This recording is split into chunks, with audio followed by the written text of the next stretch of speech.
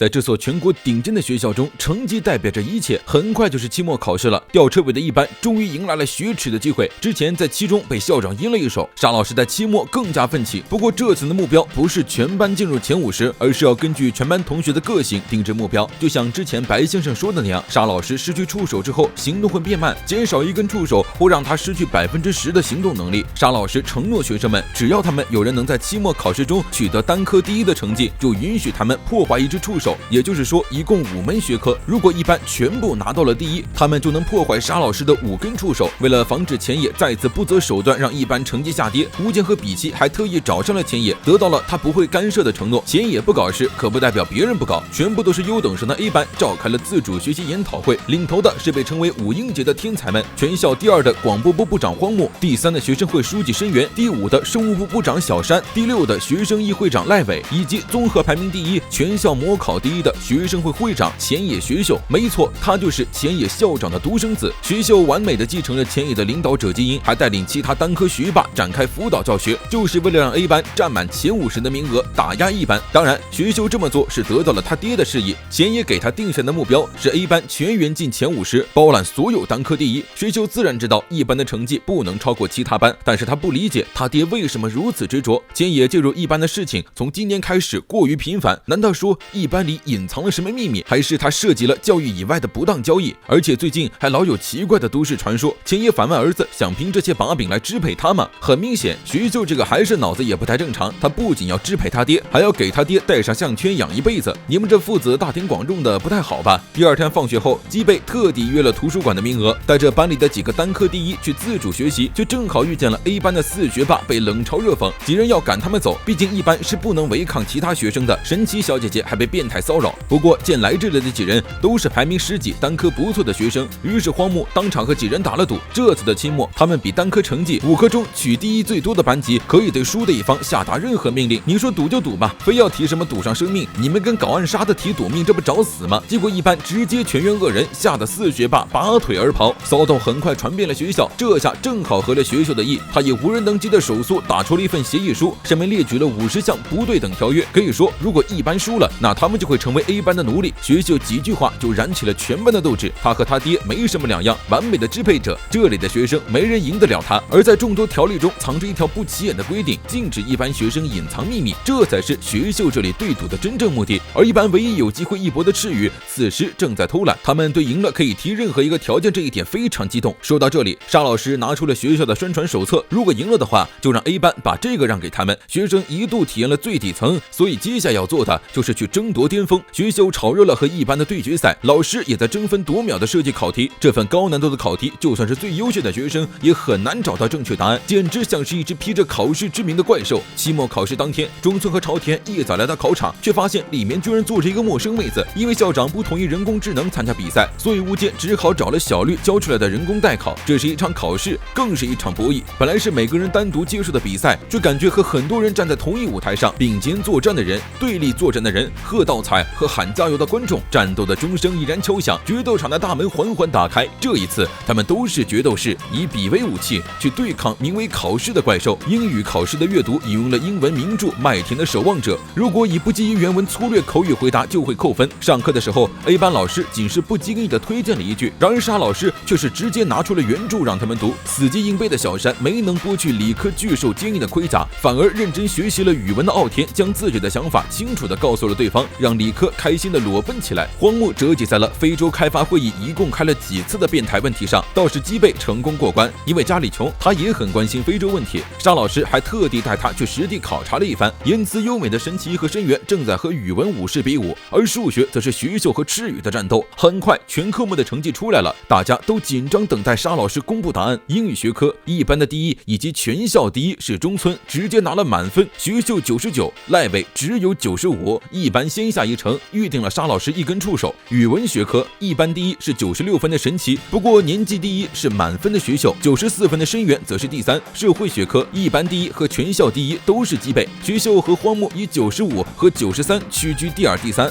理科学科一班第一和全校第一都是98分的奥田，学秀97，小山95。最后一门数学，年级第一仍然是满分的学秀，而赤羽因为大意铺盖，数学只有85，连总名次都从第4跌到了了13，一班对 A 班3胜2负，取得了最后的胜利。虽然赢了比赛，但 A 班毕竟是 A 班，直接包揽了全校前6。一班最好的成绩是片岗和竹林并列第7，毕竟所有人都在好好学习，考试的难度也上升了，所以偷懒的人是跟不上的。比如说赤羽，沙老师一下戳穿了赤羽的心思，他肯定是想轻松取胜之后说一句我真帅的，没想到大翻车，赤羽羞得满脸通红，又被沙老师一顿嘲笑，气得转身就走。受到挫折的不仅是赤羽，还有学秀。虽然他这次依旧是年级第1，但和一班的赌约却输了。事情传遍了学校，他们必须要答应一班的一个条件。学秀不仅丢了人，还受到了他爹的严厉嘲讽。但是按照他们俩的性格，受到一次挫折很快就能振作。他们拥有很多才能，但是拥有能力的年轻人还未成熟，因为不拿出真本领也能不断获胜，所以他们很可能在不知道真正胜负的情况下成长。天赋越高的人，越早尝到不甘心的滋味，越会飞速成长。只有充分理解到成功和挫折的经验，他们才能真正理解何为胜利，何为败北。到了沙老师履行承诺的时候了，获得第1的中村、奥田和基贝可以砍掉他的3只触手，却没想到这时候四板带头把4份满分的家政课试卷甩到了他面前。当初只说5门课，可没说哪5门，难道家政课不算课吗？最重要的是家政课有4名同学考了满分，这加起来可是7只触手啊！沙老师吓得大惊失色。然而学生们不打算现在就对他动手，而是要用和在一班打赌赢来的战利品上。期末考试后不久，就是第1学期的结业仪式，好不容易扬眉吐气的4板直接大人在礼堂上赌了学秀。虽然沙老师知道自己是被学生摆了一道，但是他很高兴，因为家政课不属于中考范围，所以题目完全按照负责老师的喜好随意出题。这对于只上过他课的一般学生可谓是压倒性的不利。但就在这种情况下，他们依旧拿到了满分，肯定非常努力地研究了出题倾向。这戳中盲点的直觉和刺中一击的注意力，他们是很适合这座教室的学生。至于破天荒地参加了结业仪式，假扮小绿的女生也来了，但是无坚直属上司嘴巴很牢，而且因为小绿给他补课，成绩提高了不少，上司也很高兴。但老师坐在贾绿旁边的坚果，因为根本无法集中注意，考了班里倒数第1。虽然是班里倒数，但坚果也考到了年级中等。将这些孩子从垫底培养到现在的名次，可见沙老师用了多少心血。不过这次沙老师和比奇勒令不许出现参加仪式，因为一班全员崛起。仪式上，老师对一班的嘲讽也不再让他们觉得难堪，而普通学生因为被一班赶超，屈辱心和危机感会让他们更加奋发。青野校长依旧没什么损失，但是如果再让一班这么下去，他的教育理念迟早要出问题。期末考试之后，就是激动人心的暑假，一班从 A 班手里迎来的，正是只有学校最优秀的学生才能享有的冲绳岛避暑3日游。丢了度假机会的 A 班可谓是群情激愤，学校也把目标从支配他爹变成了支配一班。一班将沙老师触手破坏计划定在了度假期间，毕竟岛屿4面环水，这对于怕水还失去机根触手的沙老师来说绝对是绝杀。这些学生已经成长到了让他不容小觑的程度。沙老师给大家发下了手风琴一样厚的度假指南和画满章鱼的双重圈。暗杀教室的第1学期到此结束。